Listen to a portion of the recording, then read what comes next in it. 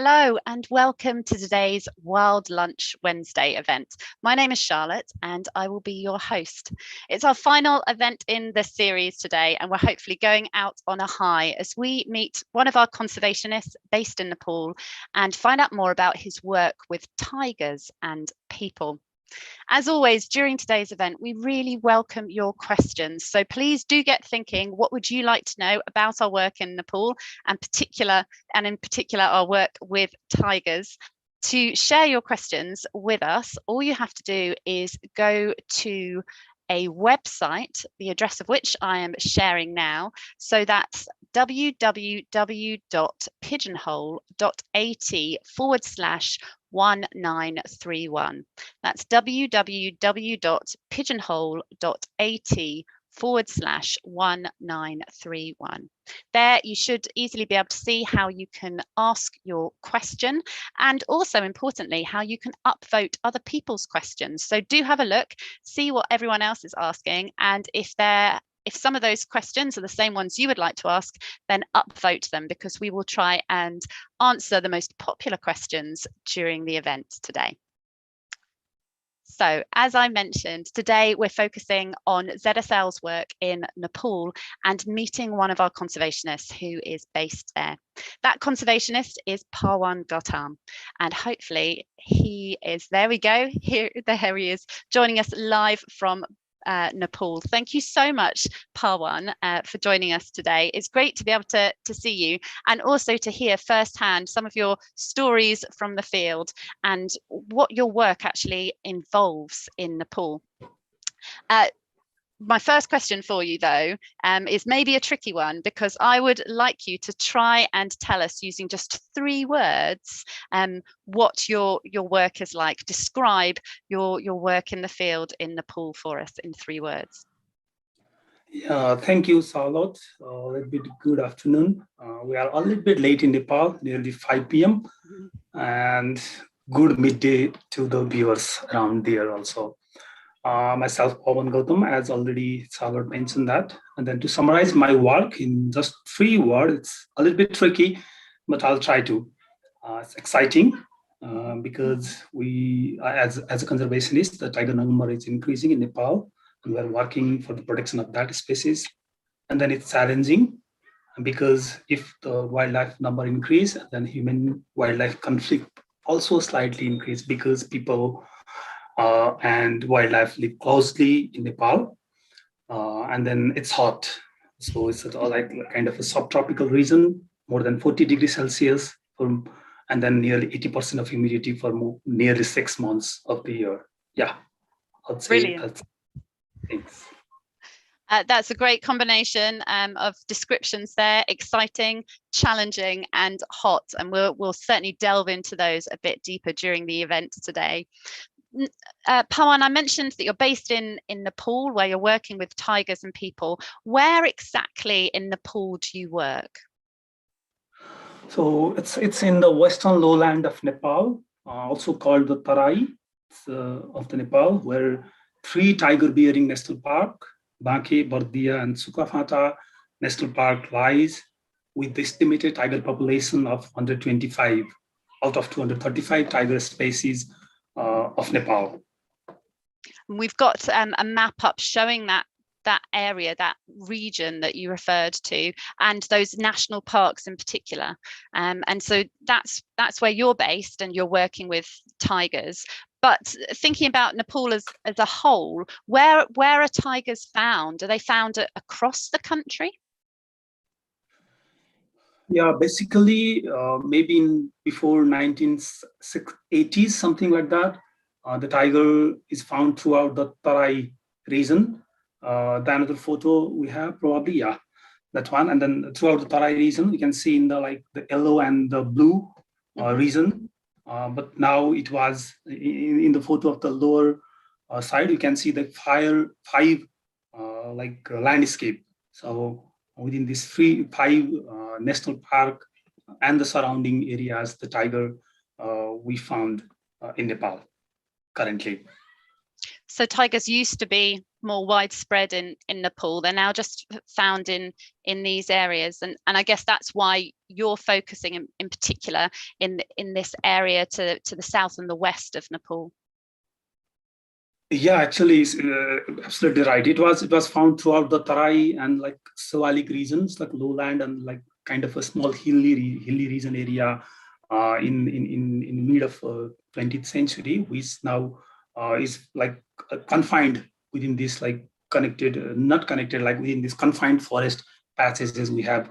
So we call this like Chitaun. Maybe basically most of the people know about Chitaun National Park. Of Nepal is quite popular, and then there is another landscape, so Bake Bardia, where our office lies, and then in the western complex there is another one. So it's like basically three confined area. It is confined within this three region of Nepal. Yeah. And what are these areas like on the ground? What does the landscape look like? So it's so basically it's like interbedded with the like mosaic of the forest, like people's household, and then agricultural field kind of things. This is a little bit like a little bit hilly also, not like high hill as we saw in other parts of the Nepal. Yeah, it's like a little bit mixed with like heterogeneous, with people living aside, and then agricultural land and forest. Yeah, combined, that kind of landscape we mostly work on. So quite mixed landscape. It looks beautiful, but I guess the fact that you've got this agriculture, people, and the forest as well, it starts to help us to understand that tigers and people are living in very close proximity there, which is something we will explore more during today's event. And Pawan, we've been talking about the tiger. Tell us a little bit more about the particular type of tiger that's found in Nepal. I think it's called the Bengal tiger. Yeah. So in history, in the world, there is like 9 subspecies of the tiger. However, 3 is already extinct. So out of 6 remaining, 1 Royal Bengal tiger is quite popular, mostly found in the South Asian region, India, Bhutan, Nepal, and then so within this region, so previously it was like found throughout the Charkose Jhadi, we called it like throughout the contiguous lowland forest in the Nepal, and then now it's a little bit. I already mentioned previously also. It's now a little bit focused within this 3 complex. So despite decrease in the number of this tiger until 2010, the joint effort of the government and conservation stakeholder, including ZSL, the tiger number has been increasing in Nepal.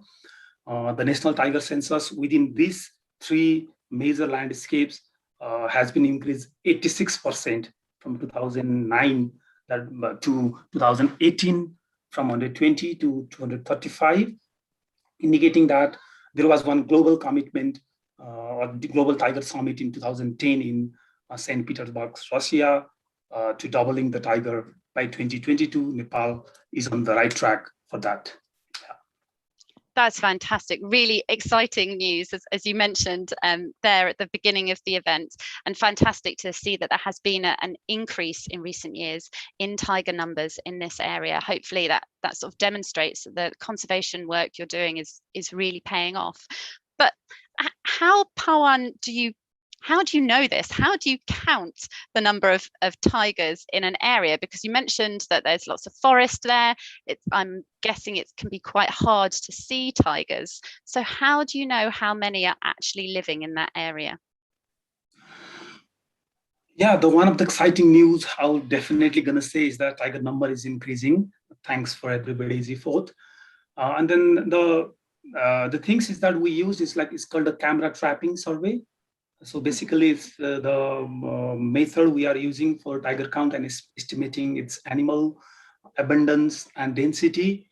So what camera trapping is that it's setting up a camera traps that's triggered by motion of the camera, and then it's captured photographically, capture and recapture the tigers passing by that camera traps. And then from that camera traps, we can find the individual tiger, identify the individual tiger based on their unique body stripes patterns. So maybe you can show the photo of this 4 tiger so that we can, so that's we can see in the difference. So all the tigers, this is from the Banque National Park where I work. So all 4 tigers, we can recognize this by like individual stripe they have, like our fingerprint. And then, so for that, to measure the, to count the tiger number within this landscape, we set out a kind of a grid. It's a grid-based mechanism, 2 kilometer by 2 kilometer. It's a standard normal portable. We mostly used in this South Asian region, basically India and Nepal. And then within that 2 by 2 kilometer grid, in the location where tiger movement frequency is higher, like we can understand that by seeing the pog mark, scratches, and scat kind of things. And then we put basically 2 camera in both sides, following the trail of the tiger, and then we can get the camera trap images. Later we can identify the tiger, and then the software would allow us to estimate the population abundance and density kind of things. Yeah. Brilliant. So technology is really helping you to get a much better idea of how many tigers are in this area, but also to be able to identify those different tigers, those different individuals as well. And as we can see here, sometimes the camera traps are lucky enough to pick up evidence of tiger breeding. And I think my colleague Ellie, who's also on this call, has a video that we can share from a camera trap, again showing tiger cubs and yeah, the positive story that's coming out of Nepal and this area in terms of tiger conservation. So here's that video, which is fantastic. Yes, Charlotte. Yeah, but seeing this kind of images always fascinates us, like the conservationist. So it's like, this is the new tiger. It was a wildlife reserve previously, and then it declared as a national park later. And then so after, in 2010, after the government commitment, it was declared as a national park. And then seeing this kind of like cubs with the tiger breeding, and then other kind of a video while working for this majestic species is always fascinates like people like us. Yeah, it's great to see. Well, I'm pleased to say we're getting lots of questions coming in from viewers. So please do keep sharing your questions with us. I'm going to show you the link to that Pigeonhole website one more time. There we go. So do submit your questions and upvote other questions at www.pigeonhole.at/1931. So Pawan, I'm just going to have a quick look at some of the questions that are coming through here, which is great to see. Lots of questions about your work. One, though, which brings us nicely on to what I was going to ask you next, is about what happens in terms of people and tigers in this area, in this region, and in terms of sort of this coexistence, but also sometimes conflict as well. So tell me more about the local people and how they feel about tigers and having tigers on their doorstep. Yeah, the excellent news I would say is that the resilience capacity of local communities in Nepal is like really high.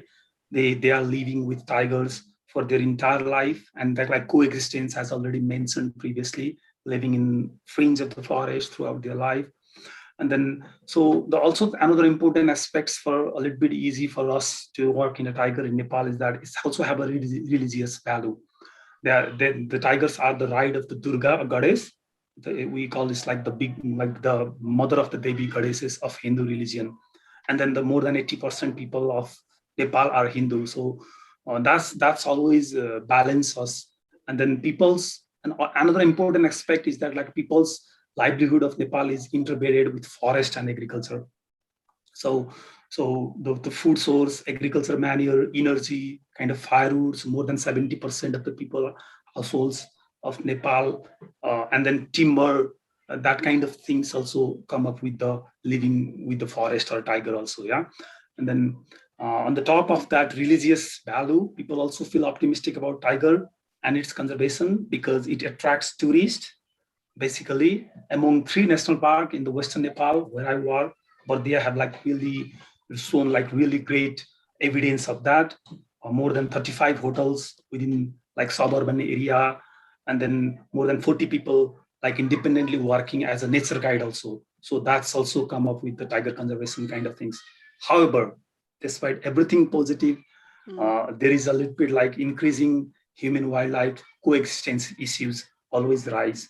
And then if we didn't address them like soon enough, then there might be another things we need to worry about as a conservationist. So tell us more about some of those issues, Pawan, because that's what this question in particular reflects upon. You know, what are the issues? Where are people and tigers coming into conflict? So basically, like the livelihood of the people, I already mentioned previously also, the livelihood of the people is interlinked with the forest. So they often go to the forest for collection of the firewood and other things, and then also live in the trees of the forest. So it's like basically same source, both wildlife and people depend upon the same source, then so kind of a coexistence issues slightly arise. And then also another aspect is that if tiger number is increasing, the leopard population is like moved to the fringes of the forest. It's kind of opposite kind of relationship with tiger and leopard, and then that's also the another things. And then all of this is contributing for that like crop depredation by the prey species, because when we are talking about the tiger conservation, we need a tiger like prey also, and then trampling by the prey species, and also livestock killing. Sometimes livestock attack the livestock by the tiger and leopard also. And that kinds of the things is like few issues we are having as tiger number and the prey base has been increasing throughout this region. However, we are working, but there is still so many work need to be done.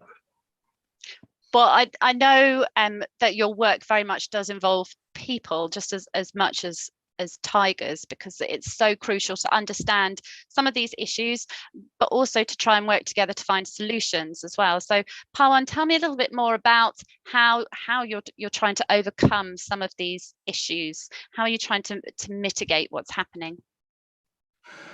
Yeah, there is a like government has provision for the compensation mechanism. That's like if there is something happen, then government compensate for the damages caused by the wildlife. That's really positive news for us.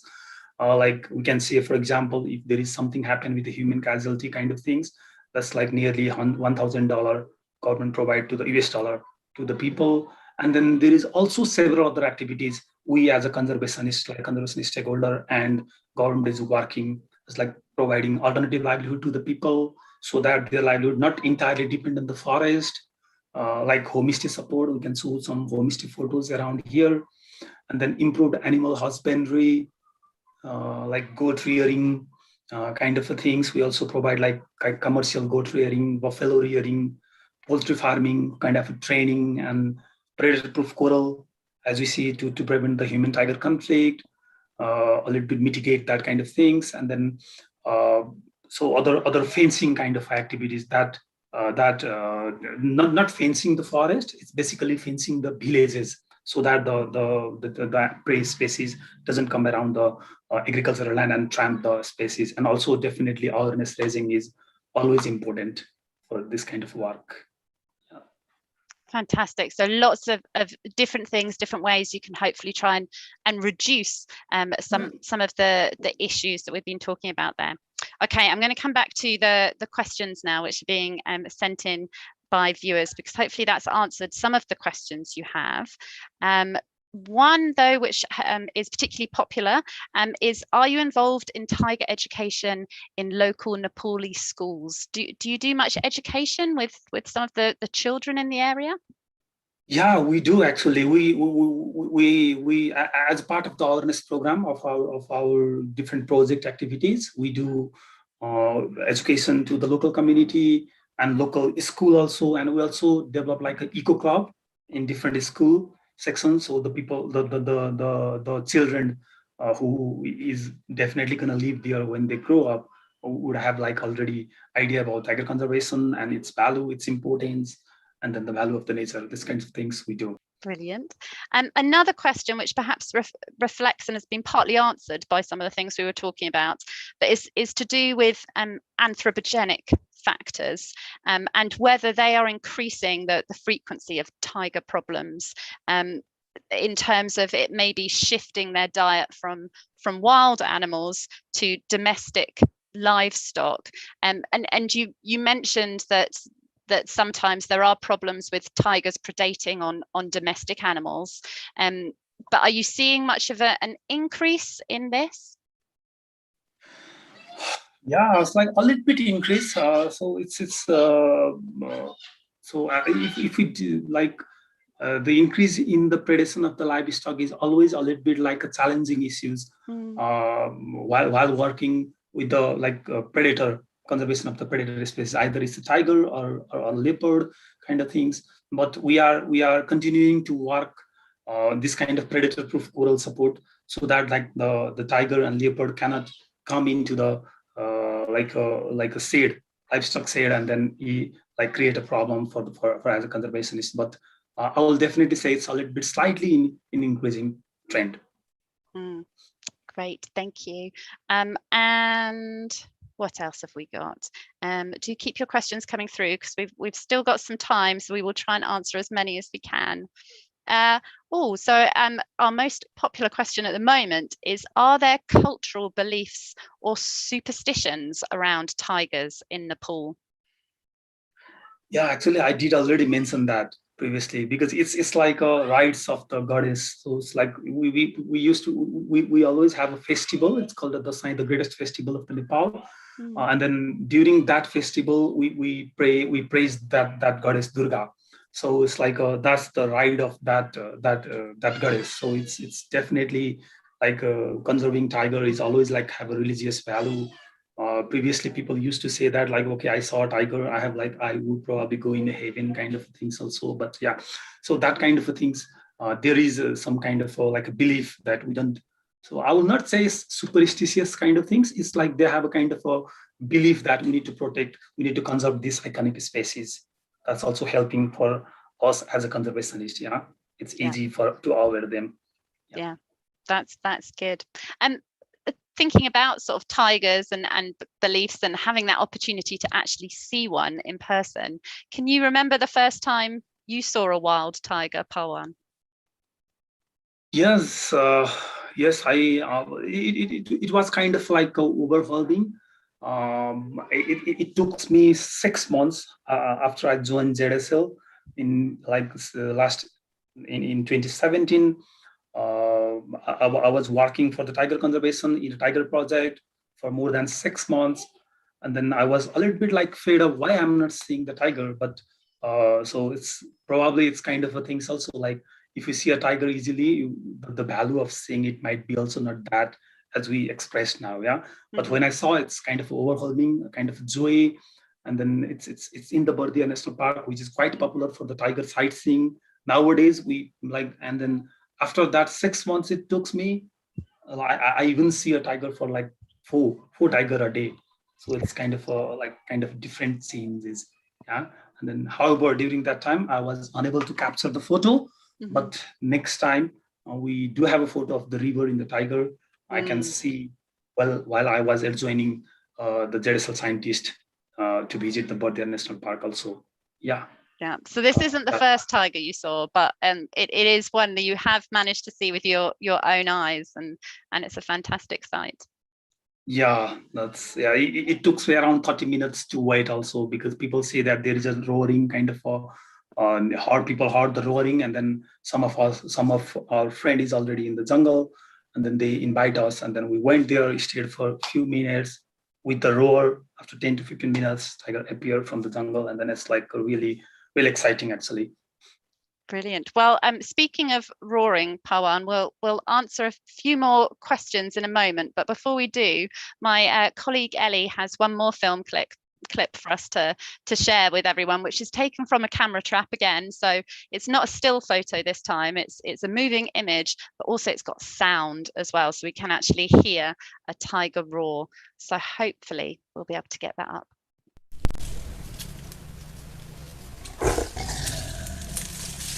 Yeah, that was.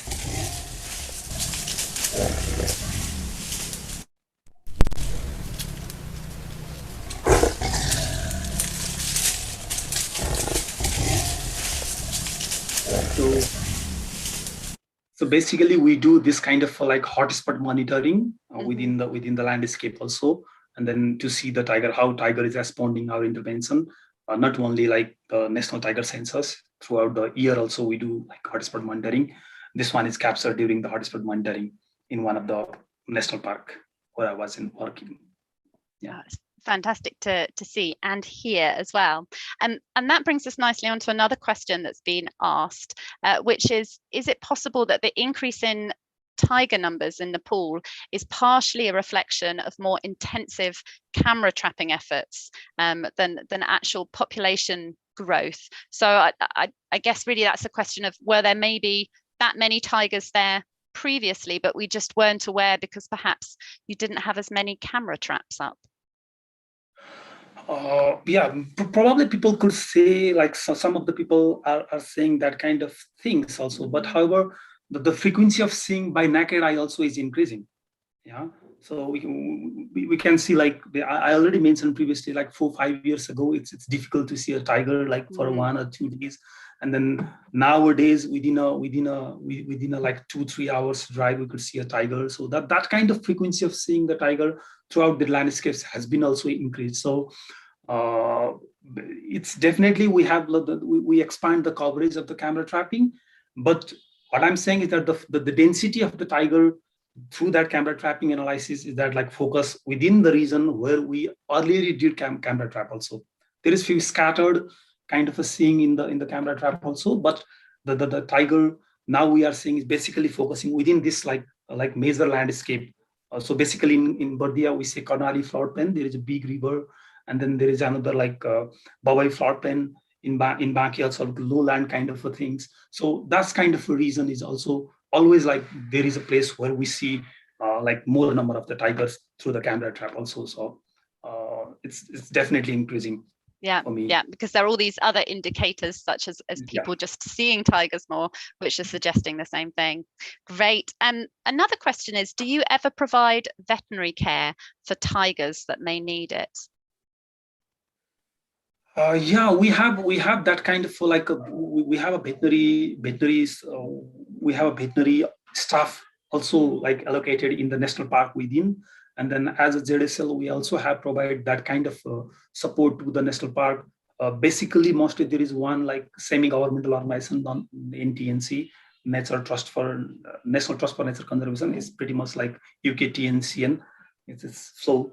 And then so that's we do, but like for the like intensity and then a little bit like kind of a like intensive skill, we are still need to work to be done on that side of the aspect of the conservation. Yeah. Okay, and one final question from viewers: what are the long-term aims of tiger conservation in Nepal? So basically, like sustaining the tiger population would be the one. We are targeting 250 by 2022. It's probably like next year we have at the end of this year we have a national tiger census, and then we are optimistic we'll meet that target by 250 by this national survey, and then to maintaining that population throughout the region, like would be the another step for us to work. Rather than like increasing number always, that would be the one of the important aspect for us to maintain that population within that landscape. And then also creating kind of a corridor connectivity so that the tiger metapopulation can viably sustain throughout the landscape. Yeah, it's now a little bit like confined in the small spaces, like kind of there is few corridor already. Government of Nepal has identified few corridors so that we can connect the tiger from the, let's say, from the east to the west, but there is also few breakage throughout. So maintaining that corridor for maintaining the viable tiger metapopulation, and then another one would be like maintaining that 250 number would be the another aspect for us. Yeah. Great. Okay. So and then definitely like mitigating human tiger or human wildlife conflict, and then providing people with alternative options so that people less go to the tiger land. Yeah, because if they have those alternative livelihoods, then hopefully they don't need to go into the forest as much. They're not in such close contact with the tiger. So hopefully that will help. Yeah, that will probably the resilience or like the acceptance of the people will be like there. Yeah. Super. Well, I'm really glad you're feeling optimistic about the future of the tiger in Nepal. It certainly is sounding really positive. So thank you so much, Pawan, for joining us today. It's been great to meet you and hear more about your work with tigers and people there. We have still got a few remaining questions. So what I'm going to do is I'll send those to Pawan after today's event, and we will add them to our blog, which will be up in the next few days. So do go onto our website to find out the answer to those questions, and you've still got time. If there are some other questions that you haven't added to the pigeonhole, then please do that and we will answer those in the blog. But thank you again, Pawan, for joining us today, and thank you everyone for watching and for your questions as well. Yeah, thank you, Charlotte, and thank you everyone for listening me and a little bit about the story from Nepal. Yeah, I'm really glad. It's been an absolute pleasure. Thank you. Well, I'm going to share my screen with everyone one last time. And that's just to remind you that following today's event, we would really like to know what you thought, what you enjoyed about it, maybe changes, improvements we could make for the future. Because as I mentioned at the beginning, this is our final event of the series. We hope to bring them back in the autumn, but your feedback today will help us in planning that. So please do go to www.surveymonkey.com/r/wild lunch to let us know what you think. And in the meantime, although there won't be any more wild lunch events for a while, there are still other events that we run at ZSL that may be of interest. So keep an eye on our website and do subscribe to our YouTube channel and find out more about how you can get involved in our work and how you can support the work that we are doing. But for now, thank you for joining us and goodbye.